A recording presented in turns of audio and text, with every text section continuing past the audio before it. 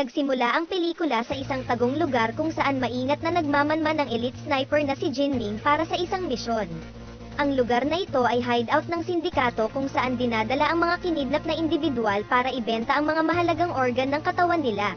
Pinaalalahanan si Jinming ng opisyal na ang misyon lang nila ay patayin si Songpa na leader ng sindikatong Salvation Society. Gamit ang telescope, nagulat si Jinming nang makita siya ng isang bata mula sa malayo gamit lang ang bote ng alak. Ilang saglit pa, paparating na ang target nila sakay ng kotse. Kasabay nito ay kukuhanin na ang puso ng bata. Di alam ni Jinming kung ano ang uunahin, ang iligtas ang bata sa kamatayan o ang pagpatay sa leader ng sindikato na 3 araw na nilang pinaghandaan. Unang binaril ni Jinming ang kamay ng doktor na may hawak ng kalipel tapos ay ang kawatan na nakabantay bago ang leader na tinamaan lang ang likuran at nakatakas. Sumiklab ang labanan sa pagitan ng mga sundalo at mga sindikato.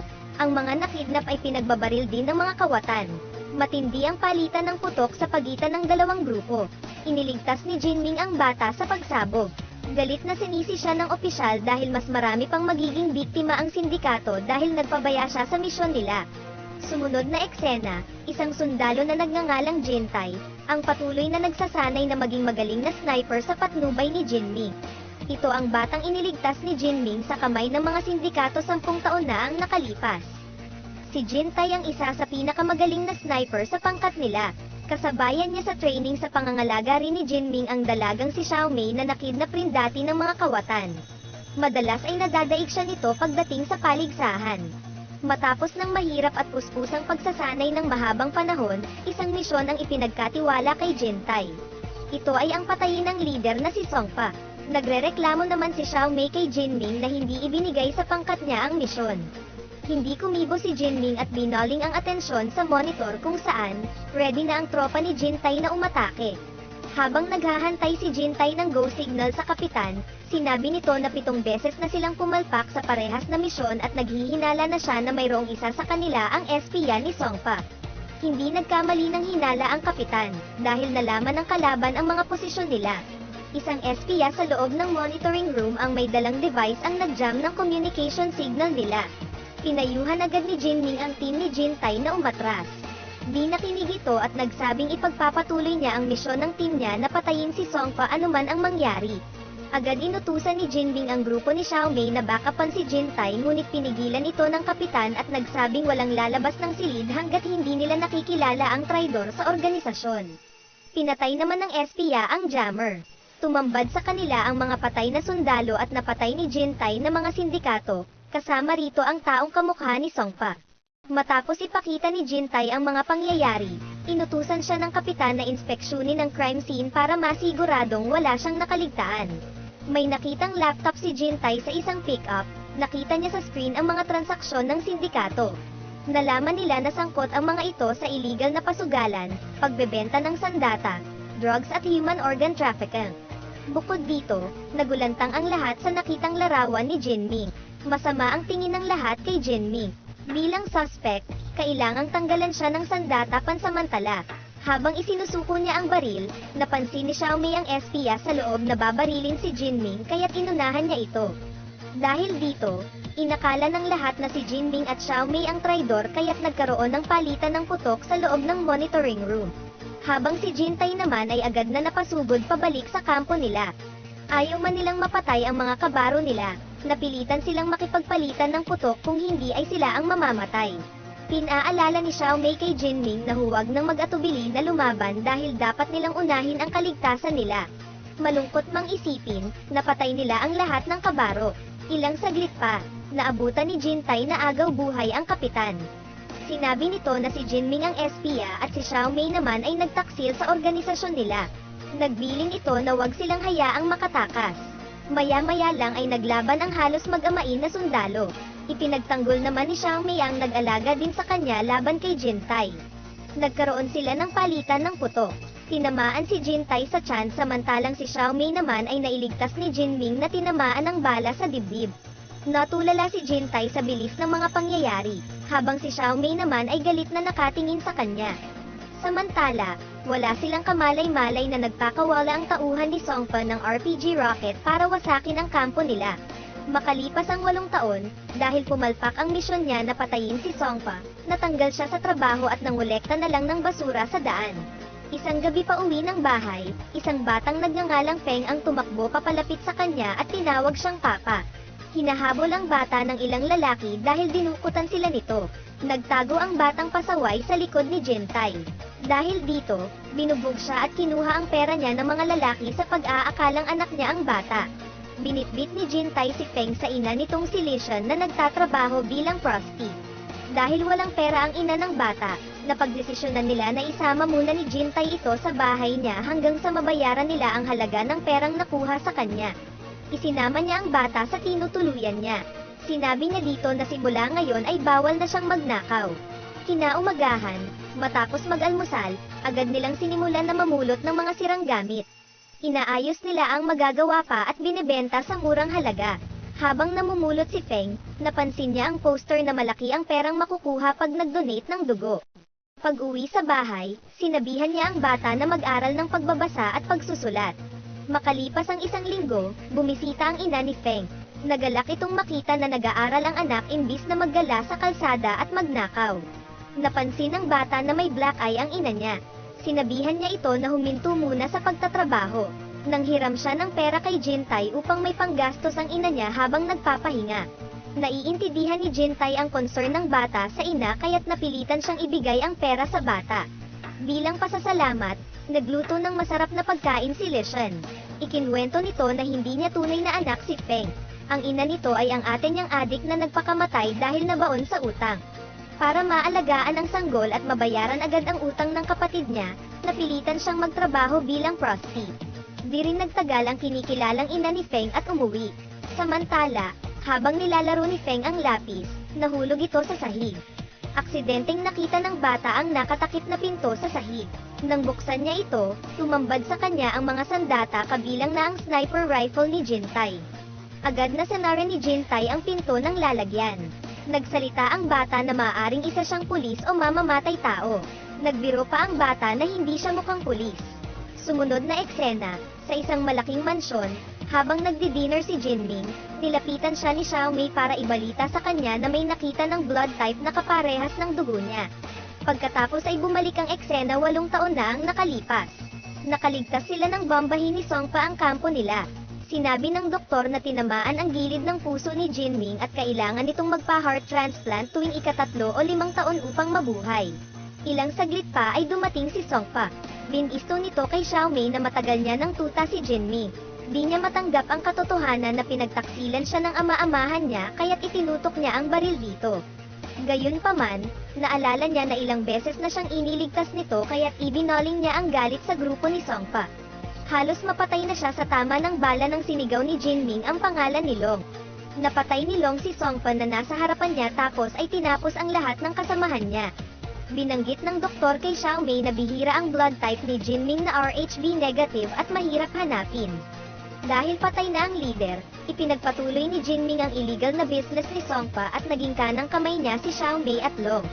Balik sa kasalukuyan, kagigising lang ni Jintai, agad niyang hinanap si Feng.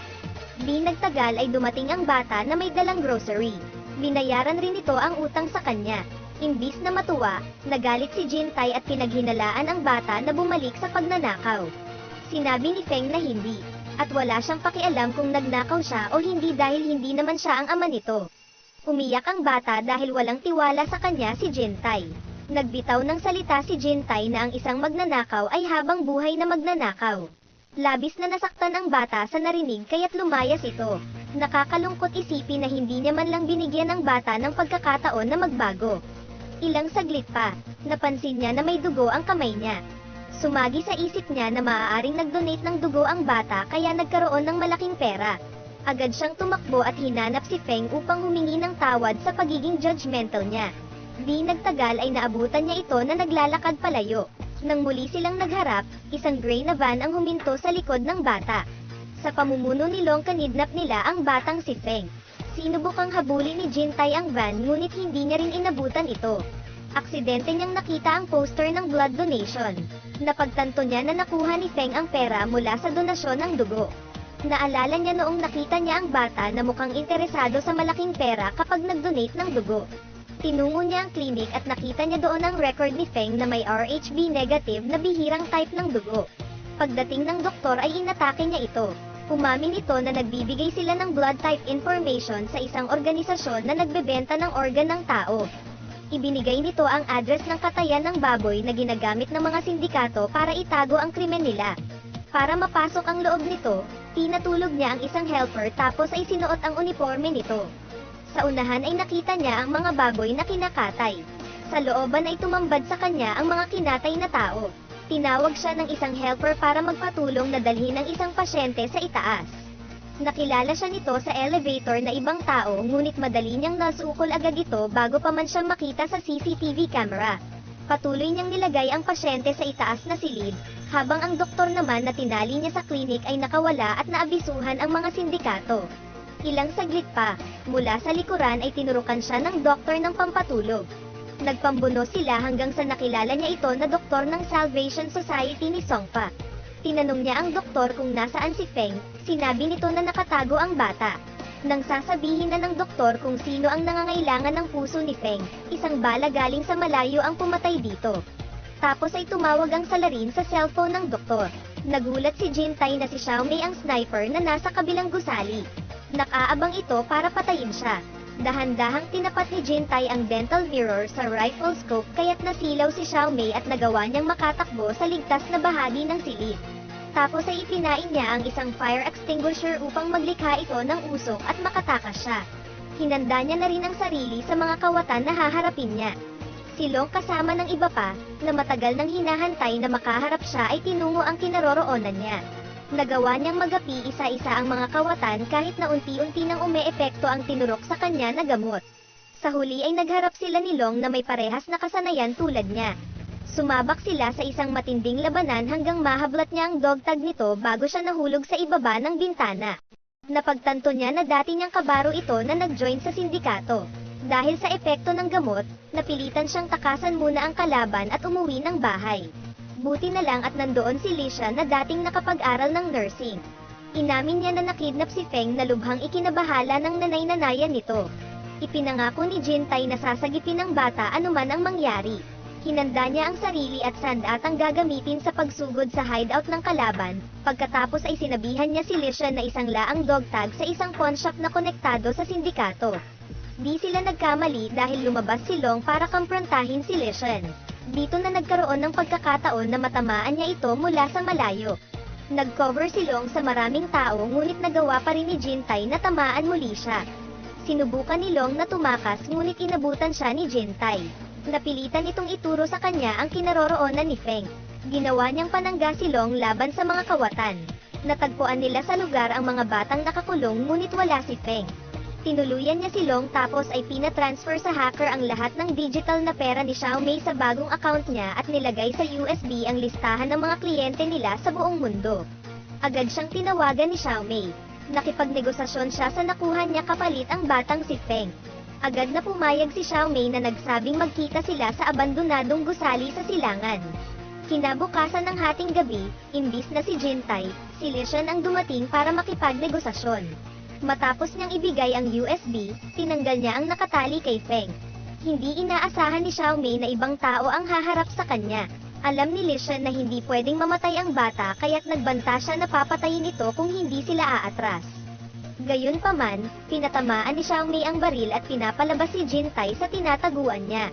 Matapang na pinulot ni Feng ang baril at tinutok sa puso niya upang balaan ang lahat na walang makikinabang sa kanya kapag may nanakit sa ina niya.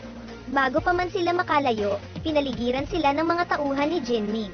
Nang makita ni Jintai na nasa panganib ang buhay ni Lishan, agad nagpakawala ng bala si Jintai mula sa malayo. Nakita agad ni Xiaomei ang kinaroroonan niya kaya't gumanti ito ng putok habang siya naman ay isa-isang tinarget ang mga bandido na humahabol sa mag-ina. Di nagtagal ay nahuli ang mag-ina ni Xiaomei. Ginamit nitong human shield si Lishan laban kay Jintai. Sabay silang nagpakawala ng bala. Pinili niyang patamaan ang paa ng upuan samantalang siya naman ay tinamaan sa dibdib. Nahulog si Xiaomei mula sa itaas na ikinamatay nito. Si Jintai naman ay nakaligtas dahil sa bulletproof na suot. Sinabi niya sa mag-ina na tumakas na. Gayunpaman, nandoon si Jinming na nag-aabang sa kanila. Binaril nito nang malapitan si Lishan tapos ay binitbit ang bata ng mga tauhan niya.